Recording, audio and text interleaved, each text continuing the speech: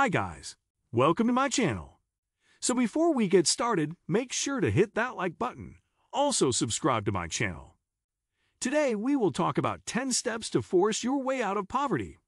1. Create jobs. The best pathway out of poverty is a well-paying job. To get back to pre-recession employment levels, we must create 5.6 million new jobs. At the current pace, however, we will not get there until July 2018. To kickstart job growth, the federal government should invest in job creation strategies, such as rebuilding our infrastructure, developing renewable energy sources, renovating abandoned housing, and making other common-sense investments that create jobs, revitalize neighborhoods, and boost our national economy. We should also build on proven models of subsidized employment to help the long-term unemployed and other disadvantaged workers re-enter the labor force. In addition, the extension of federal unemployment insurance would have created 200,000 new jobs in 2014, according to the Congressional Budget Office. Indeed, every $1 in benefits that flows to jobless workers yields more than $1.50 in economic activity. Unfortunately, Congress failed to extend federal unemployment insurance at the end of 2013, leaving 1.3 million Americans and their families without this vital economic lifeline. 2. Raise the minimum wage. In the late 1960s, a full-time worker earning the minimum wage could lift a family of 3 out of poverty. Had the minimum wage back then been indexed to inflation, it would be $10.86 per hour today, compared to the current federal minimum wage of $7.25 per hour.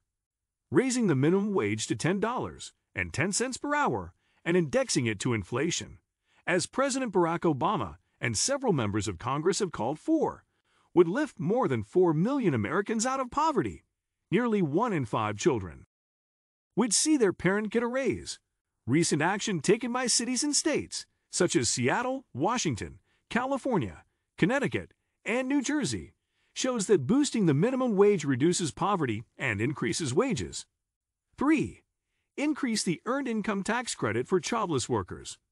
One of our nation's most effective anti-poverty tools, the Earned Income Tax Credit, or EITC, helped more than 6.5 million Americans, including 3.3 million children, avoid poverty in 2012. It's also an investment that pays long-term dividends. Children who receive the EITC are more likely to graduate high school and to have higher earnings in adulthood. Yet childless workers largely miss out on the benefit, as the maximum EITC for these workers is less than 1/10 that awarded to workers with 2 children. President Obama and policymakers across the political spectrum have called for boosting the EITC in order to right this wrong. Importantly, this policy change should be combined with a hike in the minimum wage. One is not a substitute for the other. 4. Support pay equity. With female full-time workers earning just 78 cents for every $1 earned by men, action must be taken to ensure equal pay for equal work. Closing the gender wage gap would cut poverty in half for working women and their families and add nearly $500 billion to the nation's gross domestic product. Passing the Paycheck Fairness Act to hold employers accountable for discriminatory salary practices would be a key first step. 5. Provide paid leave and paid sick days. The United States is the only developed country in the world without paid family and medical leave and paid sick days, making it very difficult for millions of American families to balance work and family without having to sacrifice needed income. Paid leave is an important anti-poverty policy, as having a child is one of the leading causes of economic hardship.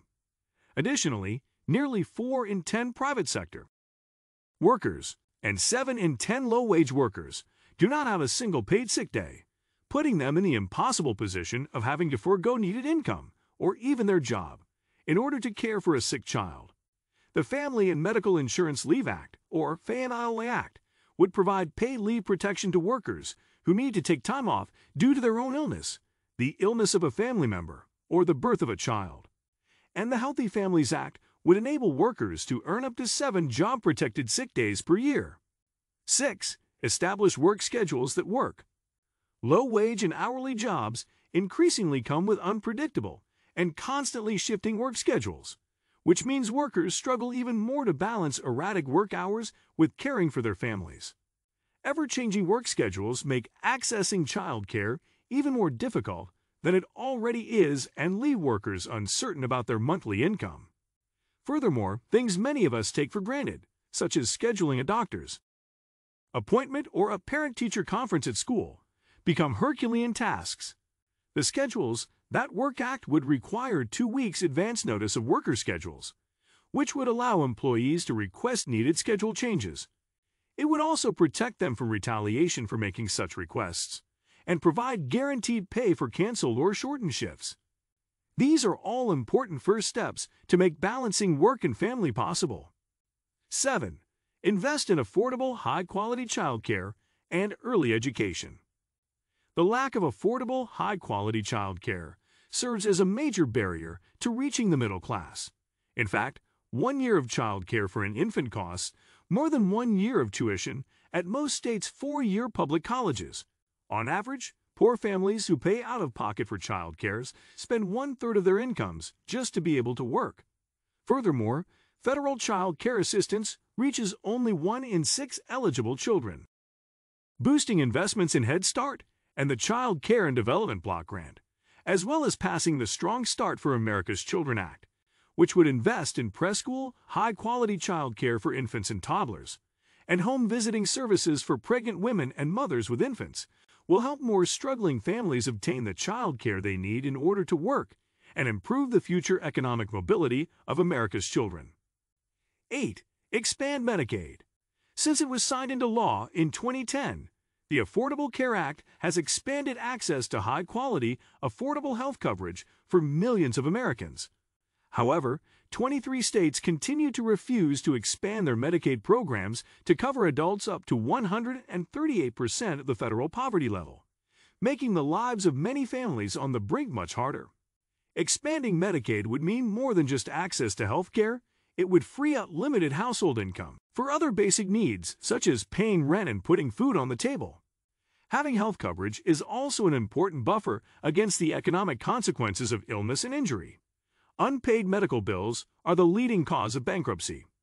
Studies link Medicaid coverage not only to improved health, improved access to healthcare services, and lower mortality rates, but also to reduce financial strain. 9. Reform the criminal justice system and enact policies that support successful reentry. The United States incarcerates more of its citizens than any other country in the world. Today, more than 1.5 million Americans are behind bars in state and federal prisons, a figure that has increased fivefold since 1980. The impact on communities of color is particularly staggering. 1 in 4 African American children who grew up during this era of mass incarceration have had a parent incarcerated. Mass incarceration is a key driver of poverty. When a parent is incarcerated, his or her family must find a way to make ends meet without a necessary source of income additionally.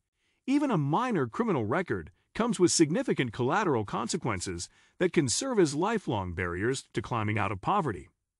For example, people with criminal records face substantial barriers to employment, housing, education, public assistance, and building good credit.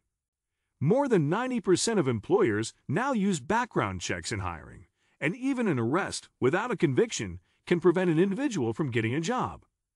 The one strike and you're out policy used by public housing authorities makes it difficult, if not impossible, for individuals with even decades-old criminal records to obtain housing. Felony drug convictions on receiving certain types of public assistance persists in more than half of U.S. states, making subsistence even more difficult for individuals seeking to regain their footing and their families. In addition to common-sense sentencing reform to ensure that we no longer fill our nation's prisons with nonviolent, low-level offenders, policymakers should explore alternatives to incarceration, such as diversion programs for individuals with mental health and substance abuse challenges. We must also remove barriers to employment, housing, education, and public assistance. A decades-old criminal record should not consign an individual to a life of poverty. 10. Do no harm. The across-the-board spending cuts known as sequestration, which took effect in 2013, slashed funding for programs and services that provide vital support to low-income families. Sequestration cost the U.S. economy as many as 1.6 million jobs between mid-2013 and 2014. Some relief was provided this January, when Congress passed the Consolidated Appropriations Act of 2014, but many important tools to help low-income individuals and families pave a path to the middle class, such as adult and youth education and training programs, child welfare, and community development programs, were on a downward funding trend even before sequestration took effect. As Congress considers a continuing resolution to fund the federal government past October 1 and avoid another government shutdown, it should reject further cuts to programs and services, such as the Special Supplemental Nutrition Program for Women, Infants, and Children, or WIC, which provides vital nutrition assistance to pregnant women and mothers with new babies. Thereafter, Congress should make permanent the important improvements made to the EITC and the Child Tax Credit as part of the American Recovery and Reinvestment Act of 2009, which are set to expire in 2017, and it should avoid additional cuts to vital programs such as the Supplemental Nutrition Assistance Program, or SNAP, formerly known as food stamps, which suffered 2 rounds of deep cuts in 2013 and 2014. What do you think of our video? Let me know in the comment section below. Thanks for watching my video.